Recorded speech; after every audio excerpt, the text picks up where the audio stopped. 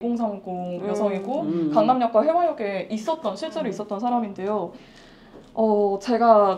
저는 민주주의적인 절차로서 우리가 이길 가능성에 대해서 굉장히 비관적이에요. 왜냐면은 딱 저희가 여아 간별 납태 세대고 인구수가 70만 명 이상 차이가 나요. 남성과. 네, 그래서 정말 갑자기 모든 여자들이 갑자기 기적이 일어나가지고 각성을 딱 해서 페미니스트로서 각성을 딱 해서 오로지 여성의 이익만을 위해서 계급 투표를 한다고 해도 져요. 못 이겨요. 1인 1표이기 때문에. 그래서 이거에서 이기려면은 제도권 정치를 넘어서는 차원에서의 것들이 필요하고, 말씀하셨던 것처럼 이 분야에 동의를 하지 않거나 또는 그 당사자성이 없는 사람들까지를 끌어올 수 있는 전략을 만들어야 된단 말이에요. 근데 이게 가능할까?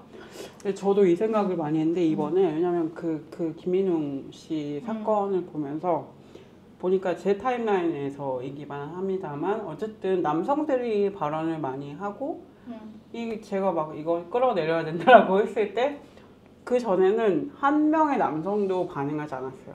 그런 글에.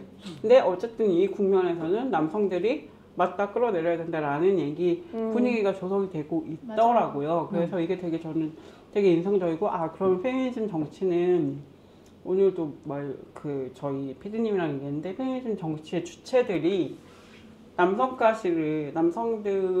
스스로 난 페미니즘 정치를 지향하는 주체야라고 하는 남성들이 더 많아지면 가능하지 않을까 이런 생각을 하면서 왔거든요. 쉽지는 않지만 하지만 지향할 수밖에 없고 플러스의 운동을 해야 된다는 생각을 계속 하게 되는데, 근데 저는 그런 생각이 있는 것 같아요. 그러니까 담은 한 2, 3년 전까지도 이제 젊은 페미니스트들 사이에서, 그러니까 스스로 페미니스트를 정치하는 사람들 사이에서 건 혐오가 되게 컸었던 것 같거든요. 그래서 이제 막 때가 되면 주기마다 한 번씩 민우에 공격하고 누구 해라 이렇게 얘기하고 이런 것들이 트위터에 돌고 그랬었던 것 같아요. 근데 요번 이후에 어떻게 될 것인가 좀 궁금하긴 하거든요. 어쨌든 한 깃발 아래 모였었던 경험을 가진 사람들이 시민단체의 역할에 대해서 다시 봐주는 계기가 되지 않을까 정도를 좀 보고 있는데, 사실 우리가 너무 저 이 얘기에 동의하거든요. 인구가 너무 작아요. 그게 너무 큰 문제인 상황에서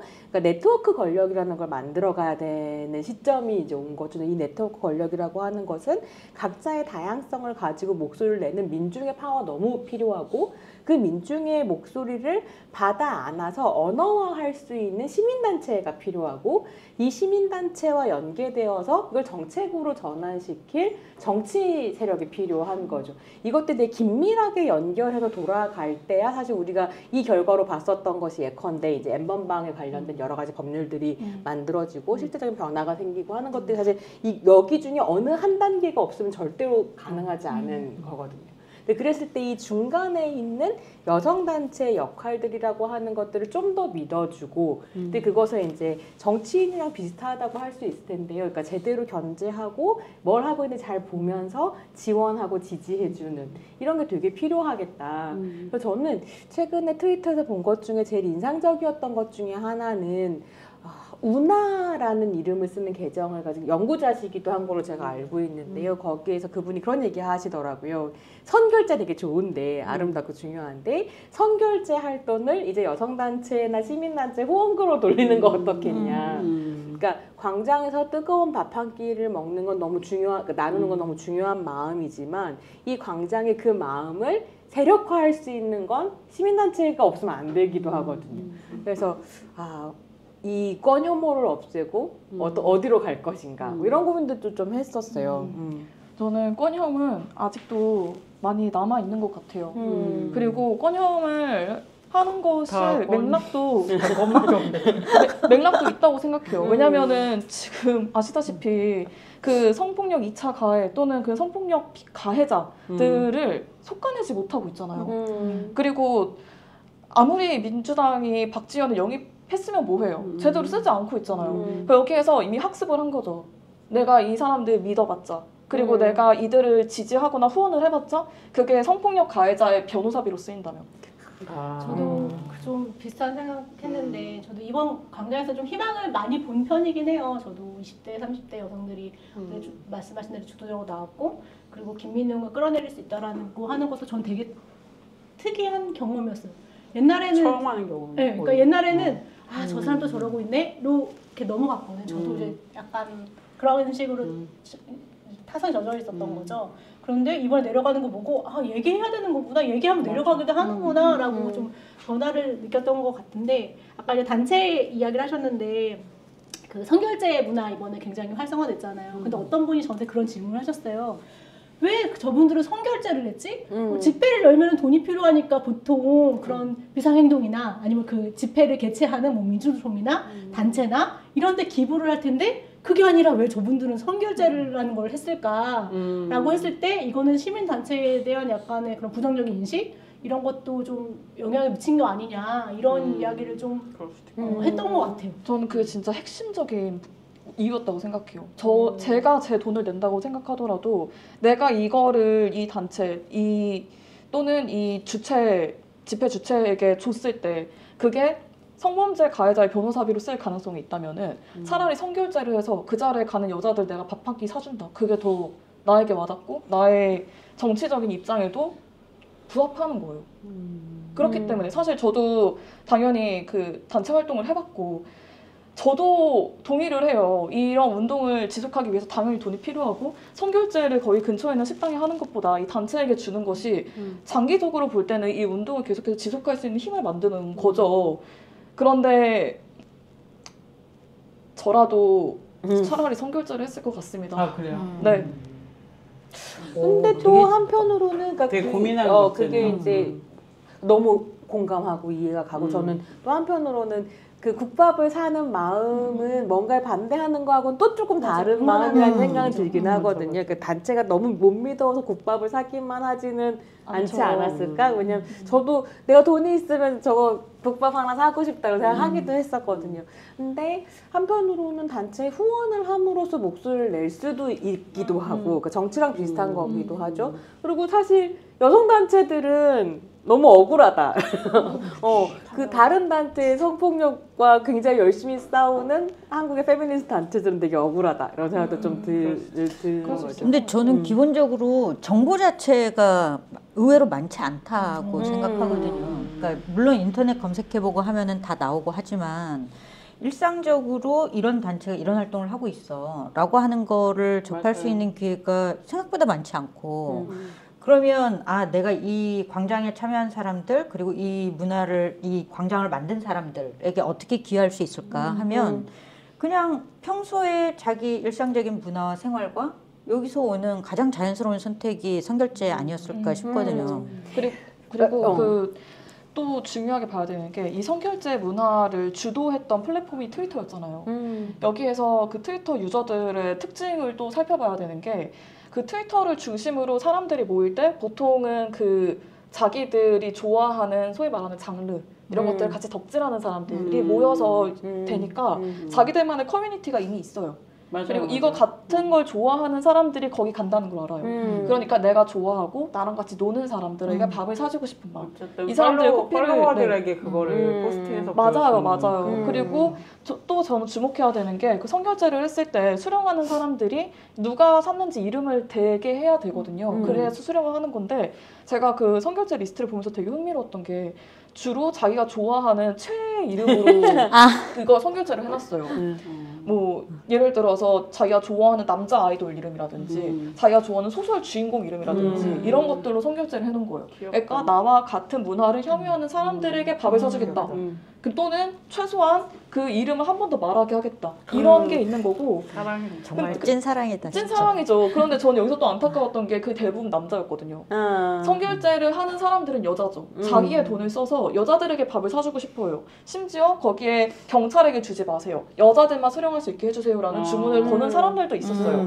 그런데 그럼에도 불구하고 그 명예는 결국에 남들이 가져가는 거예요. 저는 여기에서 섹슈얼리티 어렵다. 이게 아까 그 총학생회장 하려면 이거랑 방금 이 남자의 이름으로 선결제하는 거랑 아까 제가 말씀드렸던 그 남자 목사님이랑 어쩐지 연결되는 맥락이 있는 것 같아요. 여전히 남성 예, 중대적이죠. 예. 그러니까 명예와 권력과 호명되는 것은 남성인.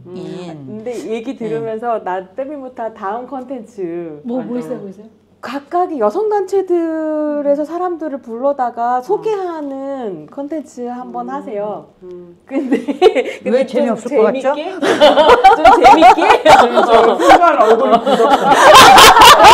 쓰는 방법을 기획해봐. 아니 우리도 이렇다고 반응이. 네, 저희 기획력을 여성단체 열전 뭐 이렇게 하고 무슨 운동회하다 안 돼? 듣자마자 진짜 우리가 그래서 각 단체들이 싸우지 않을까 이런 머릿속에서 아니요 뭐 풋살 대회 이런 거 할 수도 있잖아. 그래요. 알겠습니다. 영혼 없는 표정. 아, 근데 정말 너무 말씀하신 거 좋은 맞아요. 그러니까 너무 그러니까 가끔 이제 대중 강연 같은 거 가면 이제 젊은 청중들 중에 그런 얘기 하시는 분도 있어요. 아, 막 한국에는 후원할 여성 단체 없다고. 이거 찾아보셨나? 없다고 막 이러셔갖고 그럼 이제 민우회부터 말씀드려요. 민우회, 한국 성폭, 뭐 여성여전화. 근데 그것도 들어본 적이 없는 분들이 계시는 그래요? 거예요. 맞아요. 그래서 없다고 어떻게 단언하시는가가 늘 궁금했거든요. 그러니까 아까 말씀하신 대로 정보 자체가 부족해서 그럴 수 있는데 근데 저는 여성단체뿐 아니라 어쨌든 그 시민사회단체 일반적으로 어떤 이런 사회의 큰 움직임을 만들어내는 대중하고 약간 긴장이 있어요. 그게 우리나라에만 있는 게 아니고 그리스의 뭐 시리자나 아니면은 스페인의 포데모스 운동이나 뭐 이런 게 막 크게 일어났을 때 그 두 가지 측면에서 어쨌든 다 과제와 어려움이 있는 것 같고 요거를 잘 풀어야지 이후에 이제 여성단체들이 이 여성 대중의 그런 요구를 잘 받고 또 성장을 할 수 있다고 생각을 하는데 정치적인 측면에서는 일단 대의제 기구에 대한 신뢰가 확 떨어졌어요. 그거는 시민단체뿐이 아니고요. 학생회도 마찬가지고 노동조합도 마찬가지고 정당도 마찬가지예요. 내가 차라리 직접 누구에게 뭘 국밥 한 하지? 그릇을 사주지 내가 왜 그걸 누구에게 의탁하느냐 뭘 믿고 그러니까 대의제 기구 자체의 권위가 진짜 많이 떨어졌고 그거는 뭐 아직도 여러 선생님들이 분석하고 계시지만 일종의 뭐 엘리트 정치에 대한 반감이 좀 있는 거 아니냐 이런 얘기가 있어요. 엘리트 대중 조직에게 그 엘리트 그 뭐죠 대의제 기구에 대한 반감이 좀 있는 것 같고 그 다음에 경제적으로는 전 또 이거는 제가 또 국가 음모론까지는 아닌데 약간 국가가 무엇을 했는가 이거를 이제 이렇게 막 주시하는 편이라서 그 어쨌든 이 후원금이 당신이 기부했는데 저 사람들이 이거를 위안부 여성을 위해서 쓰지 않고 빼돌렸다. 이런 폄훼가 지난 몇 년간 맞아요. 있었고 그 시민사회를 향한 기부 문화를 엄청 망쳤어요. 내가 그 돈을 거기 주면 저 사람들이 개인적으로 착복한다라는 인상이 되게 강해요. 엄청 지금 강하고. 여당에서 그걸 주도하긴 했죠. 그쵸. 계속 털고 감사하고 그 뭐 유탄을 자판기라 맞아서 그러고. 저희 사무실 쫓겨나고. 여러분 아까는 게 국가가 그렇게 호락호락하지 않아요. 그렇게 막 돈을 쓰게 하지 않아 절대. 저쪽 보고 얘기해서요. 우리 다 감사를 받고 다 감사를 받죠. 맨날 보고 하고 다 있죠. 감사를 받고 저기 노총도 그 노총도 회계 그렇죠. 회계 그 결과 막 뭐 공개하라고 그러고 뭐 시컨 두드렸는데 결국 뭐 윤석열이 뭐 카르텔을 무너뜨리겠다 한 거 치고는 사실은 무슨 카르텔? 작은 그 회계 장부 뭐 공개하는 뭐 그런 걸로 끝나긴 했는데 정부까지는 어쨌든 아니지만. 그런 흐름 자체가 그 불신을 굉장히 키웠어요. 그렇죠. 경제적인 측면에서 내 돈이 내 소중한 사실은 굉장히 힘들게 이 한 땀 한 땀 벌려면 진짜 힘들고 소중한 돈이잖아요. 근데 이게 어디다 쓰이는지 효능감을 느낄 수가 없는 사람들이 이 돈을 썼을 때 이 돈이 어딘가 내가 알 수 없는 곳에 내가 효능감을 느낄 수 없는 곳에 그 가고 심지어 이게 왜곡될 수 있다라는 그런 생각을 하고 있는 것 같아요. 근데 효능감 그런 거. 효능감이 엄청 그게 중요해요. 사실 정치권에서도 되게 그러니까 현금성 복지 정책을 되게 많이 내잖아요. 선거 때 공약이나 이런 것도 저는 별로 다르지 않은 것 같아요. 다르지 않은 것 같아요, 별로. 효능감이라는 측면에서. 그러니까 직접적으로 직접 뭔가 내가 효과가 뭔가를 가고. 수혜받고 수혜가 나에게 오고 있다라고 하는 것을 느끼게 다리 하기 건설해주고 위한. 뭐 건설 도로 깔고 이런 이렇게 보이는 눈에 네. 보이는 거. 그리고 저는 그 전체적으로 지금 사람들이 특히 SNS 중심으로 정보를 얻고 자신들이 어떤 정책을 지지할 것인가, 누굴 지지할 것인가, 후원할 것인가를 결정하는 이 사람들이 굉장히 소비자 같은 생각을 맞아요. 가지고 있다고 생각해요. 소비자 같은 태도. 내가 이 돈을 썼으면은 그걸 해주는 사람들.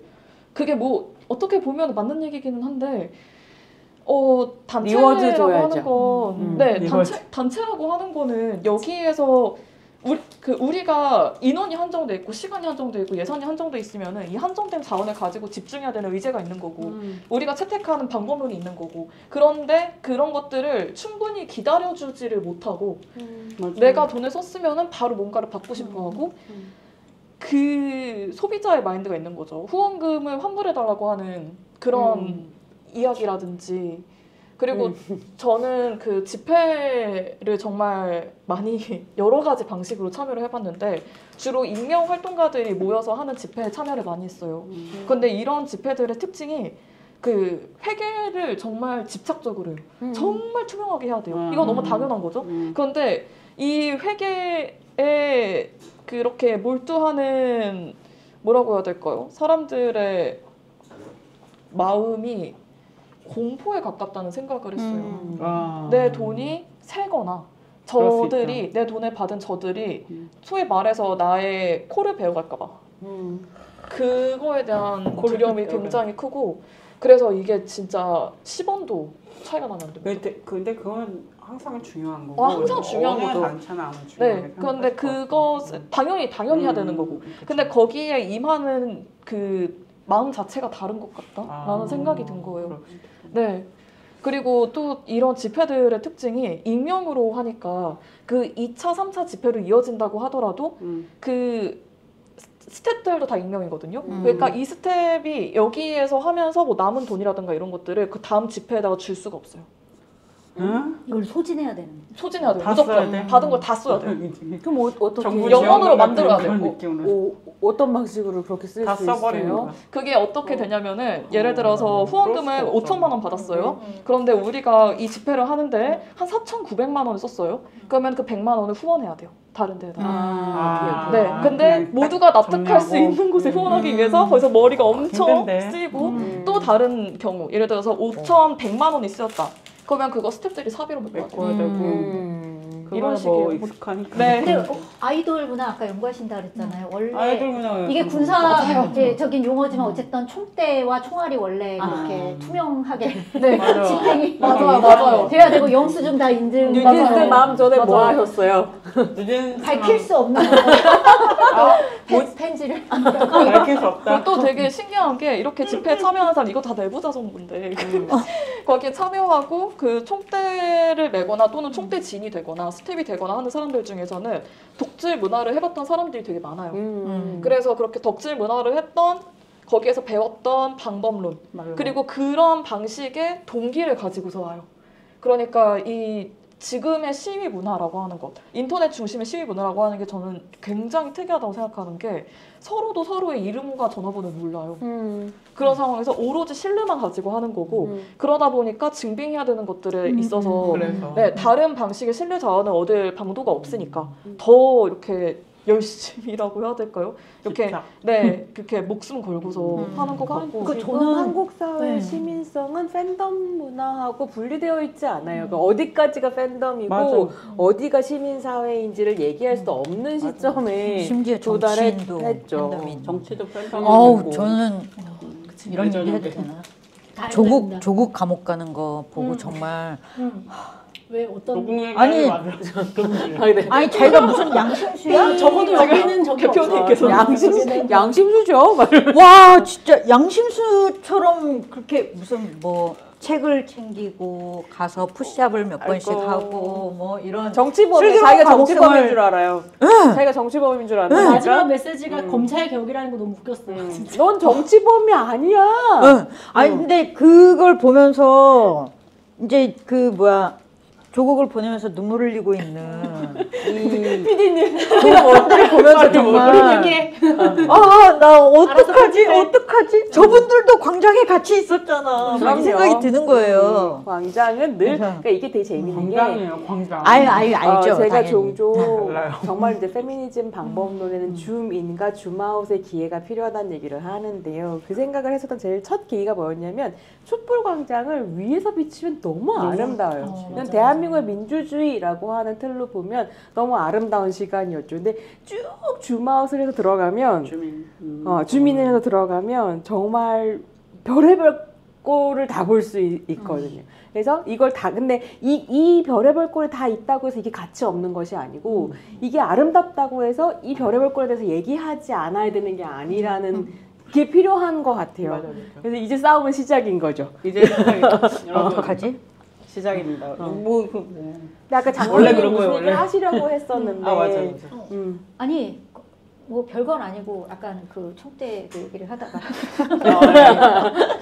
뉴진스만 아니 저는 이제 그 처음에 그 팬 게시판에 들어가서 이런 걸 봤을 때 그 엄청 감동했었거든요. 그러니까 뭐냐면 되게 그 한 사람 한 사람이 흩어져 있는 사람들인데 이 사람이 그리고 그 후원하는 이런 것도 되게 흩어져 있는데 어느 주제로 딱 응징력을 발휘를 하고 엄청 효율적으로 역할을 분담을 해가지고 착착착착 결제하고 영수증 착착착착 인증하고 뭐 조공을 어떻게 하고 뭐 무슨 선물을 싸고 그러다가 또 막 싸우고 싸워야지. 도시락 메뉴 가지고 막 싸우고 그러면서 또 막 조정을 해. 그래가지고 이런 걸 보면서 아 이게 이제 저는 사실은 이제 제 인생의 이번이 두 번째 계엄이었어요. 그러니까 저는 이제 거의 그 청소년기를 경영사회에서 살아왔었던 입장에서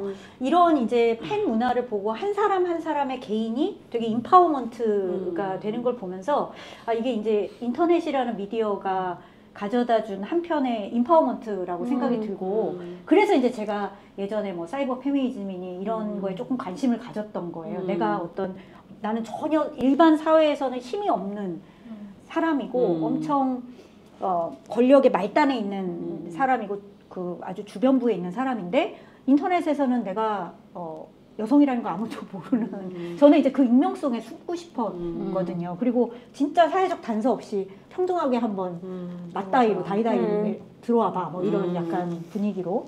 근데 역시 뉴진스만 또 인용 자체가.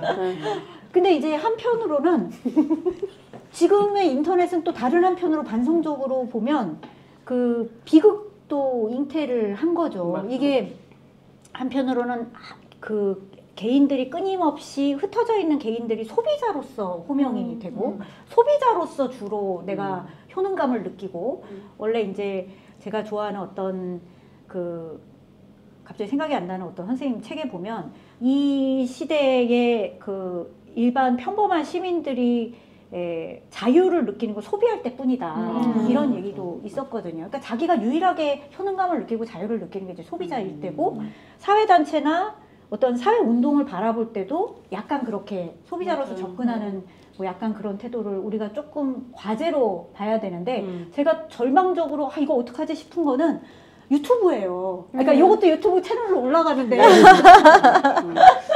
아니 어떡할 거야. 대통령이 유튜브에 푹 빠져가지고 개헌까지 물론 이것도 음모론이긴 한데 너무 개연성 있잖아요. 너무 개연성 있잖아요. 이런 엄청 이거를 뇌썩음.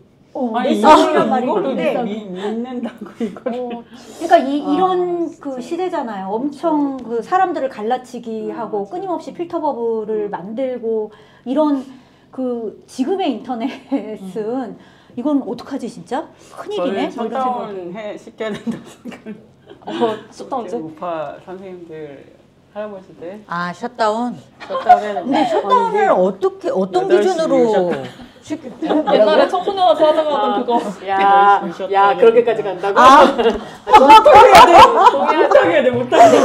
그런 생각은 들었어요. 이게 도대체 어디서부터 어떻게 얘기를 해야 될까 하면 예전에 이제 가스통 할아버지 뭐 태극기 부대라는 말이 처음 생기기 시작할 때부터 이미 그래서 그런 얘기 했죠. 이거를, 그러니까 개개인의 어르신들을 비난할 것이 아니라 구조적인 문제를 얘기해야 된다. 근데 그런 얘기를 할 때가 떠오르는 건 삼성에서 효도폰을 만들면서 카카오톡으로 바로 연결되는 큰 버튼을 하나 만들거든요. 이게 시작이었다는 생각이 자꾸만 들어. 다 연결돼 그 얘기하셨잖아요. 테크놀로지가 무슨 목표를 가지고 있느냐를 봐야 된다 할 때 이런 거 근데 그게 또 고민이야. 왜냐하면 그게 어르신들한테는 유니버설 디자인인 거예요, 사실은. 그렇죠. 카톡에 빠르게 들어갈 수 있게 하는 방식이었던 거니까 또 곱하기가 어렵네요. 뭐가 불공정한 테크놀로지고 뭐가 공정하고 뭐가 정의롭고 정의롭지 않은 걸 판단하는 게 굉장히 쉽지 않다. 어렵습니다. 얘가 굉장히 중구난방 즐겁네요. 네, 그러니까 굉장히 중구난방 얘기하는데 정리가 안 되고, 저도 집회 얘기, 저 익명 집회 얘기에 좀 더 덧붙이고 싶은 게 있는데 그렇게 사람들이 대의를 해줄 수 있는 단체에 대한 믿음이 없어서 이제 스스로 직접 익명으로 사람들이 모여서 집회를 하기 시작했고 그것까지는 뭐 저는 굉장히 적극적이고 민주주의적인 방법이라고 생각을 해요. 그런데 동시에 여기에 소비자 마인드가 끼면 어떤 비극이 일어나냐면 그 집회를 주최한다는 게 엄청난 노력이 드는 일이잖아요. 그쵸. 굉장히 많은 자원이 필요한 일이에요. 돈도 들고 시간도 들고 거기에서 실무를 하는 사람들의 시간, 노력, 능력 이런 것들이 다 필요한 일인데 그렇게 스텝진들이 꾸려지고 이 사람들이 판을 깔아서 그 사람들이 이제 참여를 하는 그 과정에서 여기 그 총대진이 소위 말해서 갈리는 거죠. 네. 이렇게 거기 바꿔버린다. 죄송한데 궁금한 게 있는데 문득 그 스태프분들의 인건비도 책정이 되나요? 거기에? 전혀 안 돼요. 가져갈 수 있는. 약간 정부랑 비슷한데 정부 정부 지원 채워가지고 사업이 이래요. 인건비를 안 줘요. 인건비 안 도대체 할 수가 없어요. 이게 전혀 안 되고 인건비를 얼마 나갔다? 그러면 난리가 많아. 당연히 이거는 어떤 방식으로 책정할 감사 것이냐부터 들어가야 시작해서 열정으로 해야 되는 거구나. 맞아요. 열정과 진심. 맞아요. 열정으로 해야 되는데 심지어 이 집회의 의제가 정치적인 거거나 또는 페미니즘 집회였다? 이러면은 이제 어디 가서 절대 말도 못해요. 내가 이 집회에 경력도 안 되는 거야. 경력이 안 돼요. 애초에 경력으로 쓰면 안 돼요. 그러니까 다 익명인 거고 경력으로 쓰면 안 돼요. 경력으로 쓰면 안 돼요. 왜냐하면은 이렇게 하면은 김민용 같은 사람들 나의 그 참여했던 사람들, 후원했던 사람들의 정치적인 그 입장이나 그 자기들의 의견을 이 사람이 대의할 수 없을 거라는 생각을 하니까 못하게 하는 거예요. 나는 크레딧보다 너무 큰 문제라고 생각해요. 무슨 트위터에서 말 하나 올리고 이거 내 크레딧이라고. 야, SNS는 그거 안 하려고 만들어진 건데. 그러다 보니까 이 사람들이 집회를, 특히 대형 집회는 한번 어렵다. 기획해서 하려면은 일이 너무 많고 와. 특히 핵심적인 멤버들일수록 자기의 소위 말하는 현생을 포기해요. 현실 생활을 포기하고 하루 종일 집회일만 하고 뭐 시간 돈 들이고 막 여론 체크하고 그래서 올렸는데 나는 이제 이거에 대해서 이거를 내가 스텝으로서 참여를 했다는 말도 하면 안 되고 내가 여기에 투입했던 나의 자원에 대해서도 크레딧을 이렇게 내가 주장을 하면 안 되고 그렇다고 나에게 인건비가 오는 것도 아니고 심지어 그 상황 모든 게 나에게는 이제 경력 공백으로 남는 거죠. 여기에서 와. 활동했던 사람들은 20대, 30대들이 많아요. 뭐 저는- 대학생, 취준생 이런 사람들이요. 저는 거기에서 노조 활동가로서 이런 집회에 극렬히 반대합니다. 노동착취야, 진짜. 네. 아니 근데 한편으로는 그러니까 집회 참여한 사람들 크레딧을 오케이 한다고 하더라도 페미니스트 집회를 기획한 게 어디에 취직할 때 도움이 되는가? 안 되긴 하죠. 그러면 그것도 그렇죠. 저는 그것을 인정해 주는 것이 그러게. 문제라는 그 인식이 왜 나오는가를 좀 생각해 봐야 될 것 같아요. 이게 근데 저는 사실 이제 그 여러 경우에 노동 문제나 생산자로서의 자기 정체성이나 이런 것들이 굉장히 가려지잖아요. 그러니까 페미니즘 집회를 할 때도 심지어 이제 여러 기본적으로 착취와 차별에 저항하는 사람들도 이런 경우들이 되게 많고 그리고 아까 제가 얘기하려다가 지나갔는데 사실 강남역 해화역 얘기할 때 신당역도 얘기하고 싶었는데 맞아. 그러니까 그 여성 영문노동자가 일하다가 일터에서 살해당하고 이런 문제들도 그러니까 되게 일터의 문제들은 여성들이 그 안에서 겪는 문제들을 포함해서 되게 일터 밖으로 나오기 어렵잖아요. 그러니까 그게 일터 밖으로 나온다는 건 이미 그 안에서 엄청나게 지지고 볶고 거의 이제 자기 생계와 목숨까지 이렇게 걸고 뭔가를 한다는 얘긴데 그래서 그런 부분들에 대해서 좀 더 많이 좀 고려하고 같이 연결해야 되지 않을까 싶은. 이거 좀 같이 이야기해 보면 좋겠다는 생각이 드는 주제네요. 그러니까 여성들의 노동, 특히 뭐 페미니즘 운동을 할 때든 이게 극도로 권력화되는 걸 지양하면서 이제 정말 아무것도 인정되지 않는 그런 것. 좀 고민을 너무 하게 신기한 되네요. 것 같아요. 한편은 되게 권력 지향적인 담론도 있잖아요. 그쵸, 온라인 그쵸. 페미니즘 담론 안에서도. 그럼 저는 되게 권력 야망 있는 담론들 좋아하는데 야망 있는 사람 좋아하고. 근데 권력화 되려면 또 이렇게 뭔가 지지해주고 지원해주고 하는 것도 필요할 텐데 그거에는 또 극도로 예민하게 되는 부분들에 대한. 이게 아까 선생님께서 말씀하신 그 페미니스트들 안에서도 이미 분화가 되어 있고 그 사이에 갈등이 있다라고 하는 거랑 통하는 것 같아요.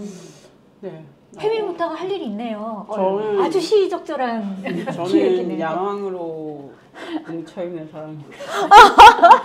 야망의 종류가 좀 다른 것 같긴 아니 한데. 이런 과제와 야망인데? 고민거리를 앞으로 계속 이렇게 네. 풀어가실 일이 많을 것 같습니다. 네. 저희가 열심히 하겠습니다. 네. 사실 그 별 계획 없이 시작한 야, 마무리긴 근데 한데 보내준 대본에 비하면 진짜 엄청 너무 고퀄리티야 여기가. 너무 막 지옥 같은 얘기들 막 내가 해주시면 오면서 아니 뭐 이게 대본이에요? 막 이러면서 제가 잘못 실수했어요. 대본이라고 해서 보냈는데 대본이 아닌 것을 보내가지고 네, 어쨌든 이렇게 저희도 여의도에 있고 그럼요. 네. 맞아요. 네, 뭐 그렇게 핑계를 대면 너무 힘들다. 그래서 어쨌든 오늘 되게 많은 이야기를 해주셨고 광장 이야기도 했고 또 여러 가지 권력에 대한 얘기도 해봤고 그러면 이제 좀 정리를 하면서 우리가 페미니스트의 과제를 얘기해 주셔도 되고 앞으로 여성 정치, 우리의 페미니스트 정치는 좀 어떻게 돼야 되는지를 좀 마무리로 좀 해보면 좋겠다. 저는 이제 계속 고민이 그러니까 우리 일상에 그리고 저는 이제 노동 관련해서 활동을 하니까 우리 일터에 윤석열을 어떻게 몰아낼 것인가. 일터의 윤석열. 이런 고민을 좀 계속 했으면 좋겠는데 그 탄핵 집회가 한창일 때 이제 지역구 의원실을 돌아다니면서 그 집회를 하고 기자회견을 했는데 그 자리에 나온 분 중에 좋은 책 신사고라는 아시죠? 알아요. 네, 참고서 만드는. 어. 네, 좋은 책 신사고 노동자분들이 지금 엄청 싸우고 있거든요. 회사를 상대로. 왜냐면 사장이 너무 제가 보기에는 진짜 그야말로 그 일터의 윤석열인 것 같아요. 그러니까 정말 너무 비슷해요. 정상적이라고 보기는 이런 얘기하면은 사실적시 명예훼손 그런 거죠. 어쨌든 아닙니다.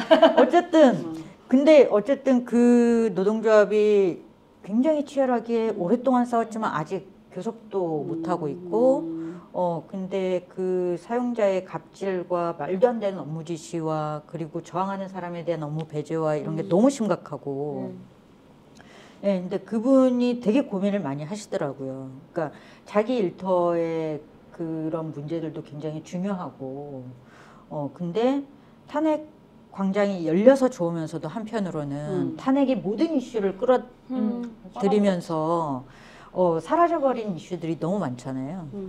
이런 이슈들, 우리 일상에 있는 이런 윤석열 덩어리들, 어떻게 좀 같이 대응을 해나갈 수 있을까? 어떻게 같이 알리고 공유하고 연결할 수 있을까?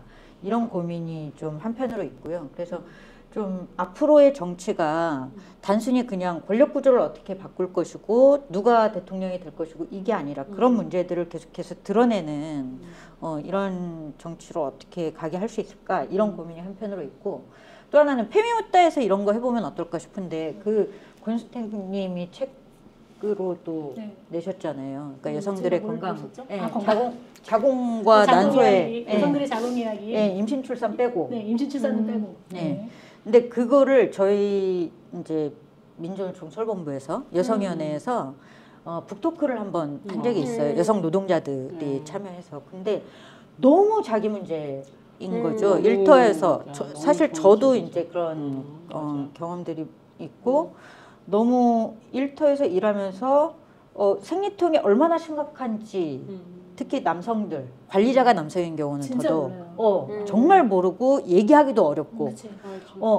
매달 너무 아픈데 매달 얘기하면 너무 꾀부리는 것처럼 보일까 이런 생각들도 되게 많이 하고 눈치 보고 근데 또 한편으로 그런 이제 산부인과에 저는 산부인과 가서 유방 촬영 기계 있잖아요.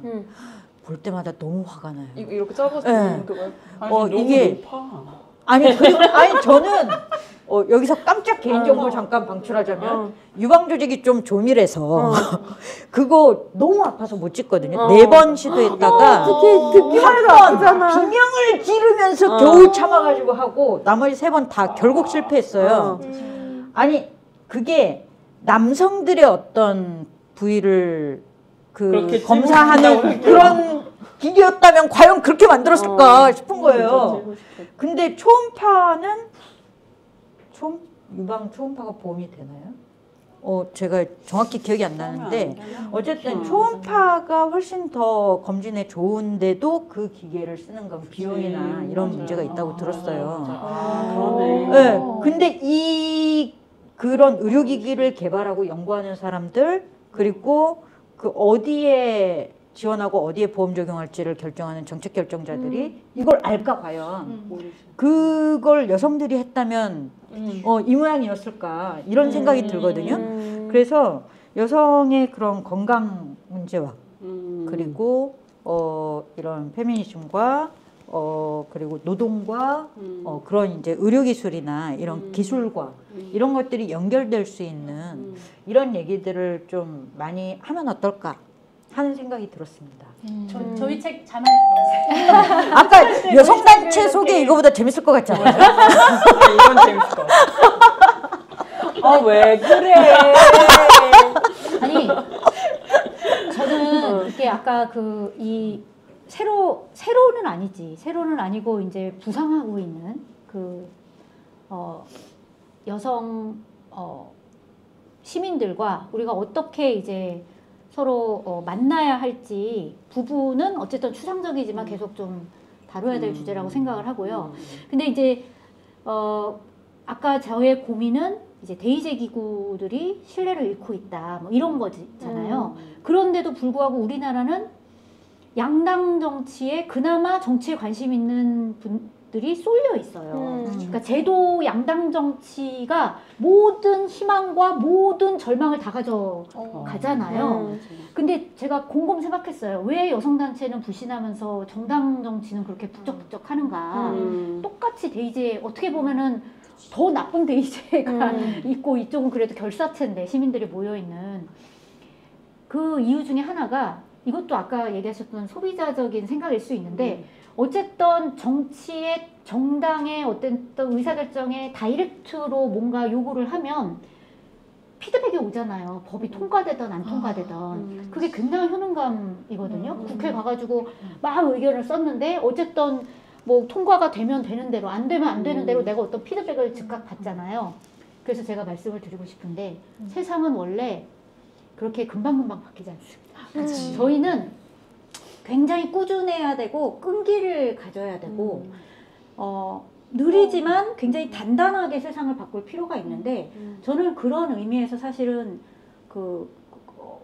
제도 정당에 치우친 정치 외에 여성단체들이 하는 정치에 조금 더 관심을 기울여야 된다고 생각을 해요. 그 여성단체들이 물론 움직임이 좀 느릴 수는 있죠. 답답할 수는 있지만 정책을 한 땀 한 땀 만들어가고 또 시민들하고 대화를 하고 이게 사실은 느리지만 단단하게 앞으로 가는 길이라는 생각이 들어서 사실 이제 컨텐츠로는 재미가 없을 수 있어요.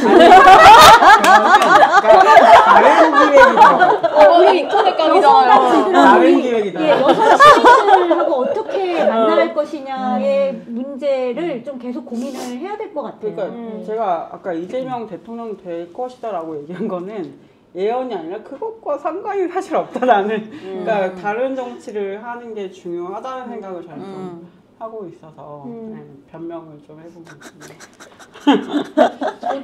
저도 좀 보태면 저도 이제 시민단체에서 일을 하니까 시민들이 시민단체를 불신하는 건 맞는데 또 그렇지 않은 사람들도 되게 다수라고 저는 생각해요. 근데 중요한 건 아까 정보가 너무 없다라는 말씀도 해주시긴 했는데 돈이 없는 건 아니에요. 몰리는 곳이 있어요. 우리 다 봤잖아요. 김어준한테 돈이 몰리는 거예요. 김어준 왜 표정이 다르죠? 네. 김어준에게 돈이 몰리는 거다. 네. 부정선거 음모론. 네. 저는 그게 그 분들이 잘못했다는 그 돈을 이제 모금해서 그 김어준한테 주는 사람이 잘못했다는 게 아니라 그 사람이 대안처럼 우리 사회에서 이야기되기 때문이라고 저는 생각하거든요. 그러니까 그런 것들을 사실은 이제 아까 이제 음모론 얘기했지만 음모론이라고 하는 거는 굉장히 단순해요. 근데 우리 사회는 되게 복잡하잖아요. 저는 사람들이 왜 이렇게 단순하게 사회를 이해하고 해석하려고 하는지 좀 이해가 안 되는 부분이 있는데 바쁘니까요. 그렇죠. 그럴 수 있는데 중독, 로튼 일단 브레인. 너무 단순화해서 이야기하는 거는 저는 좀 의심해야 볼 필요도 있다고 생각해요. 사회는 단순하지 않아요. 어떤 사건이든 복잡한 건 복잡하게 우리가 이해를 해야 되는데 사람들은 복잡한 것도 단순하게 이해하려고 한다. 이런 것들은 좀 바뀔 필요가 있다라는 생각이 좀 들어서 저는 사실 약간 일종의 음모론의 대상, 그 음모론의 소재가 되본 적이 민주노총. 있는데 그것 때문이 아니고 아니 그러니까 뭐 민주노총이 많이 그렇게 나오기도 하고 제가 예전에 국정원 이제 댓글에도 민주노총 얘기 민주노총 아니고 민노총. 제가 예전에 그러니까 어떤 생각을 했냐면 제가 어떤 노동조합의 위원장이었고 교섭을 그러니까 굉장히 어려운 교섭을 하고 있었어요. 조합원들은 정말 몇 달 동안 엄청나게 고생하면서 파업을 하고 농성을 하고 막 이러고 있었고 근데 조합원들 입장에서는 뒤늦게 생각해 보니까 그런 생각이 드는 거예요. 이게 너무 정당한 요구고 그동안 못 받았던 거를 돌려달라는 요구인데 왜 이렇게 이런 단순한 요구가 해결되지 않을까? 수용되지 않을까? 그리고 왜 노동조합에서는 우리 이렇게 이런 방식으로 같이 싸우자. 그러면 이길 수 있을 것이다. 이렇게 얘기를 했는데 왜 이렇게 길어지고 해결의 기미가 보이지 않을까? 이게 자기 경험과 상식으로 납득되지 않을 때 뭔가 음모론이 나오는 것 같아요. 뭔가 이유가 있을 거예요. 네. 그래서 그때 저도 어느 순간 교섭에 막 매진하다가 스트레스 받다가 이제 우연찮게 어떤 조합원하고 얘기를 하다가 그 얘기를 듣게 됐는데 그러니까 굉장히 제가 사실은 알고 보면 높은 임금을 받고 굉장히 프락치다? 아니 뿌락지단은 아니고 노조 간부들이 사실은 알고 보니까 엄청 돈을 많이 받으면서 뒷돈을 받으면서 대충 일을 하고 회사랑 적절한 관계를 형성하면서 뭔가 우리를 이용하고 있다 이런 식으로 생각하는 사람들이 있다는 걸 들은 거예요. 옛날에 그런 일이 있었던 적도 있죠. 70년대. 70년대. 뭐 간혹 그런 뭐 소위 어용 노조라고 하는 이런 게 있었겠죠. 근데 정말 저는 너무 억울하지만 그 조합원들 입장에서는 그러지 않고서는 이 문제가 이렇게 오래 갈 리가 없다. 이런 생각을 하게 되는 거예요. 그러니까 저도 이제 그 김어준 씨의 여러 음모론이 있었잖아요. 그러니까 그런 거인 것 같아요. 그러니까 세월호 같은 정말 충격적이고 비극적인 사건을 어느 누가 상식적으로 받아들일 수 있겠어요. 특히 유가족분들은 더 그렇잖아요.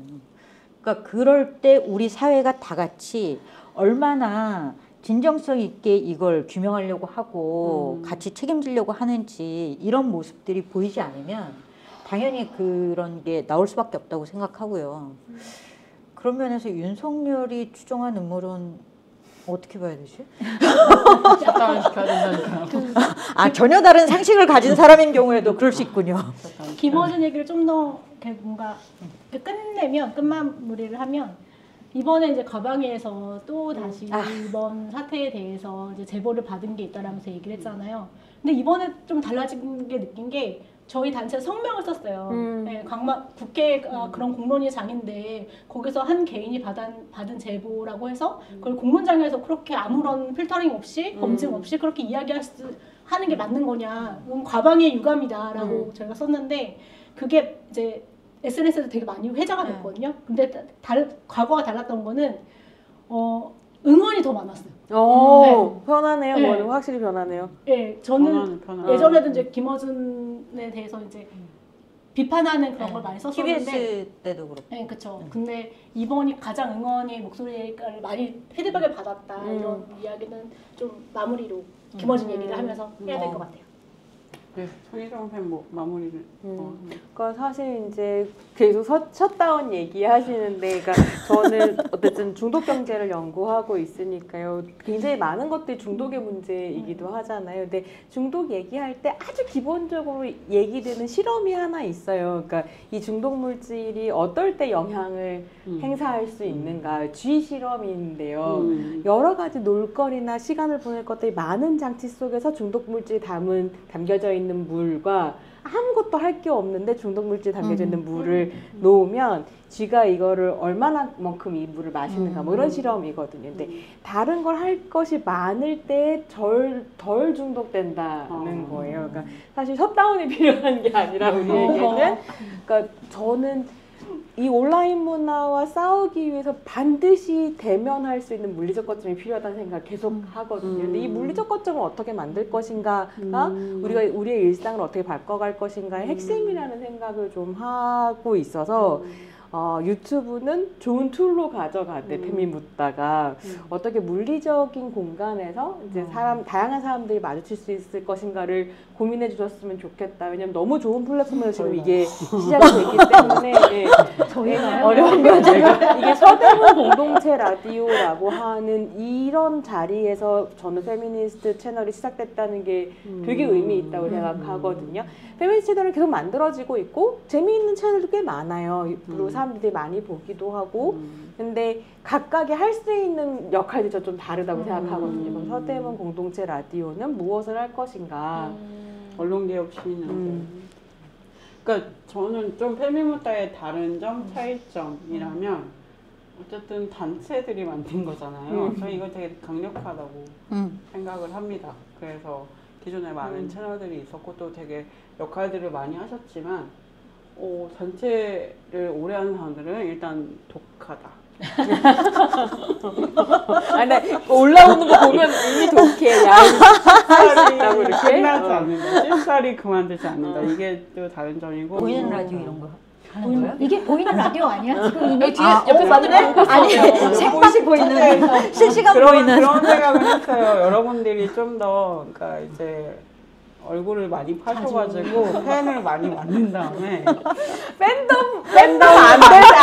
팬덤이 미래라는 얘기를 계속 하면 안 돼. 근데 정말 팬덤만 미래인 것 같지. 아니 어쨌든 뭐 그런 오프라인 행사도 좀 더 해볼 수 있지 않을까 이런 생각 저희가 좀 얘기는 나눴었어요. 일단 구독자를 좀 더 많이 찍고 저희가 구독자 1,500명 넘은 생각해보고 있어요. 근데 앞으로도 계속 매주 600. 올라가나요? 와. 콘텐츠가? 그렇게 준비를 하고 있어요.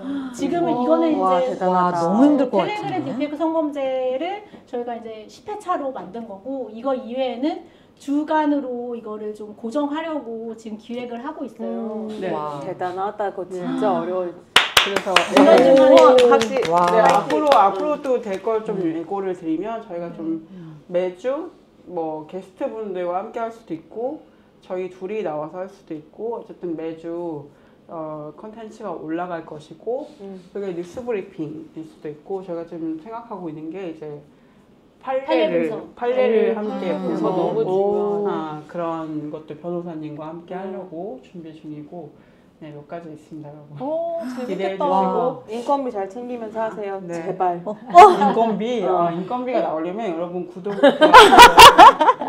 여러분 좀 이렇게 많이 주변에 알려주시고 홍보를 같이 해주시면 너무 도움이 많이 될 것이다 라는 말씀 드리면서 오늘 또 나와주셔서 너무 감사하고 좋은 진짜 주옥 같은 일 정말 아무 준비 없이 초대해 주셨는데 오셔가지고 주옥 같은 말씀 많이 해주셔서 감사합니다. 이거 한번 해주셔야 되잖아요. 좋아요, 구독 이렇게 알림 한번 설정. 하시죠. 그다음 뭐지? 페미모타 좋아요, 구독, 알림 알림 설정 설정. 다 함께 딸랑딸랑 딸랑딸랑. 할까요? 네. 좋습니다. 배우님 제일 힘들어해. 페미모타 좋아요. 다시 하고요. 구독! 다시 어디 보면서 해야 돼요? 어떤 카메라 보면서 여기인가요? 해야 돼요? 이건가요? 페미모타 좋아요. 구독! 알림 설정. 딸랑딸랑. 딸랑딸랑. 딸랑딸랑은 좀 부끄러웠다. 아니 부끄러워하면 안 되는데 부끄러워. 네 오늘 선생님 좀 마무리 좀 해주시면서. 아, 제가요? 네 어땠는지. 끝난 거 아닌가요? 끝난 거 이렇게 끝나는 거예요? 네. 페미모타에 앞으로도 많은 관심과 구독 좀 부탁드리고요.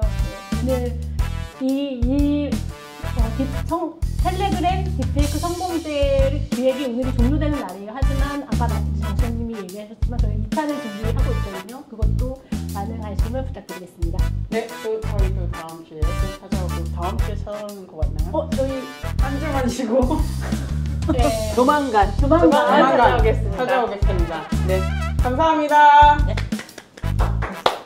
고맙습니다. 수고하셨습니다. 수고하셨습니다. 수고하셨습니다.